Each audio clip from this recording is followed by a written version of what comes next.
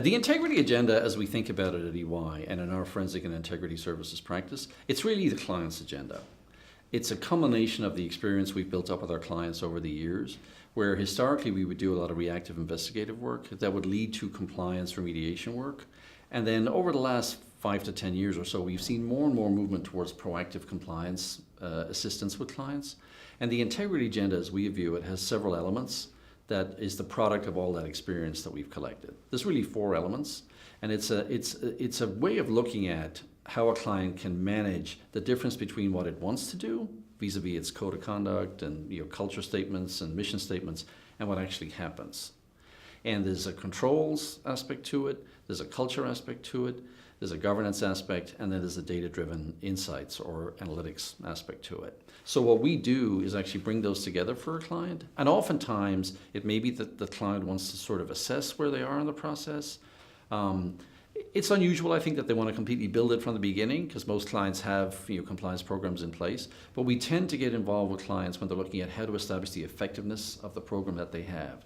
And we leverage the integrity agenda simply as a way to get the dialogue on the table, often with more senior executives in the client's organization, because fundamentally with all the stakeholders that are focused on the organization, these days especially, there's a lot of focus on the purpose of the organization.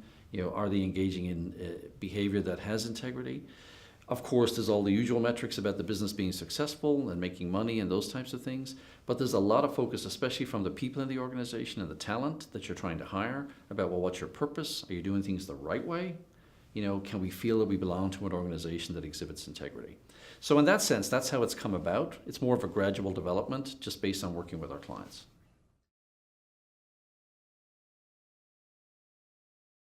In terms of integrity of companies and the future of that, I'm very optimistic about the fact that this is real. I mean, if you look at a lot of businesses these days, just based on my own personal experience, having helped clients with problems in certain situations, you'll see that operating a business with integrity is more profitable.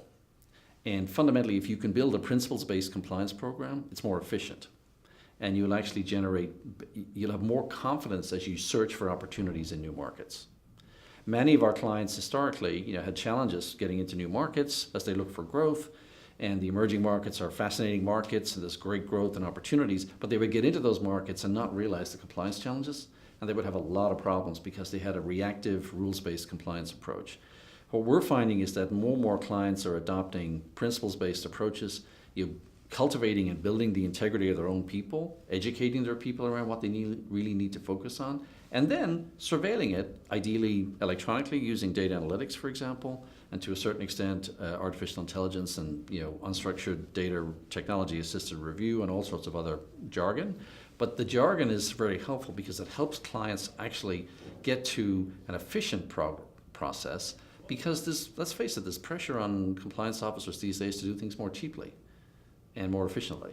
So it's actually, I'm very optimistic, because the culmination of these things and the amount of data that gets produced around activities these days that's digital and therefore can be analyzed is really powerful.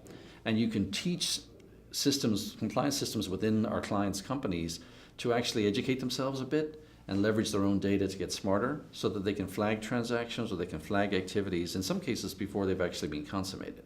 So I think I'm very optimistic about it. So the fraud survey is something we do on a regular basis, and I believe the most recent one, we interviewed over 2,500 executives across 55 countries. And the things that are most interesting to me, unfortunately there's some depressing news about the prevalence of bribery and corruption and things like that. That's not going away. But the things that were most interesting to me was there's a dissonance around integrity in the organization. In other words, what you're seeing is certain employees in the organization, or I should say all employees in the organization, agree that integrity is important in business affairs, as does the senior management and the board, etc. But across the organization, a significant proportion of employees think integrity is somebody else's job. Many employees, I think over 40% of employees, thought that was management's responsibility.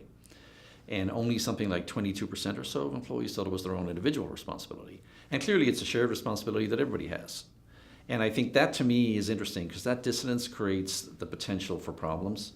if somebody thinks that they don't need to act with integrity.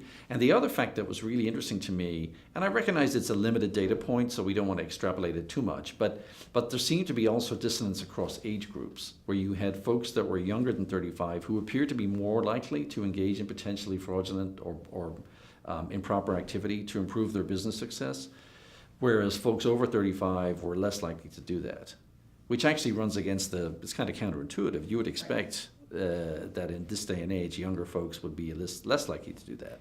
So again, I don't want to extrapolate that data point too much, but it's a sort of a thought-provoking point, and that's really what I took from the survey.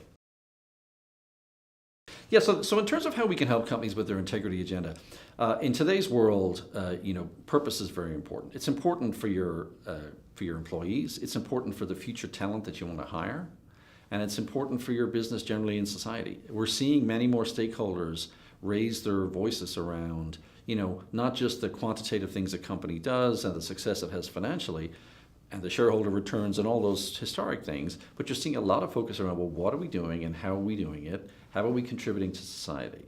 And a bedrock for a lot of that activity is to have integrity. There's lots of examples in the newspapers of companies that sort of strayed on the integrity path and have suffered very negative consequences, financially and otherwise. And I think that what we see is that simply clients are looking to emphasize the purpose of what they do, but they're also looking to emphasize the building integrity into how they do their daily business. Because what that ultimately results in, and I think Ethisphere has shown it in some of their studies around most ethical companies, is higher returns, more successful businesses, employees that feel more able to pursue opportunities. It really creates a tremendous amount of positive energy in an organization to be very sort of focused and messaging on how we're operating with integrity.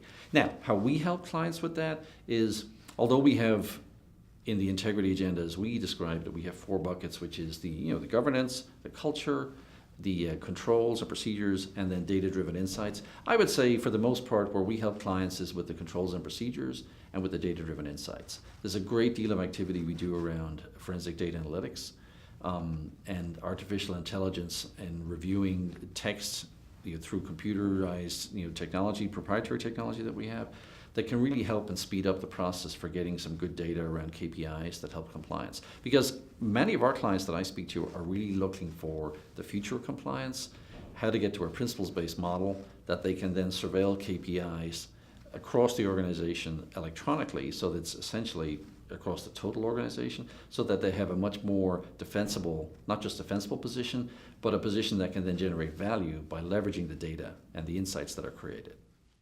One of the areas within the integrity agenda where we do help clients in the data space is that there's been a number of studies, particularly in Europe, that link behavioral sciences to behaviors. And what our challenge to help a client is to do is to come up with the right KPIs that we can track towards activity.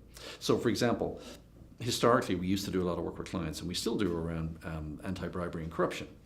A lot of the KPIs that we would look for in that regard are things like expense reports, accounts payable, fairly mundane sources of information that are not that exciting.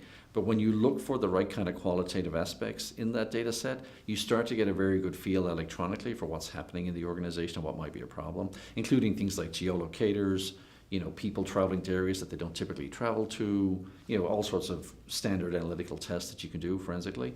So what we find is that by tying those KPIs through behavioral science concepts to fairly specific behaviors that we're trying to avoid or surveil for, you can actually get some fairly powerful information about your organization.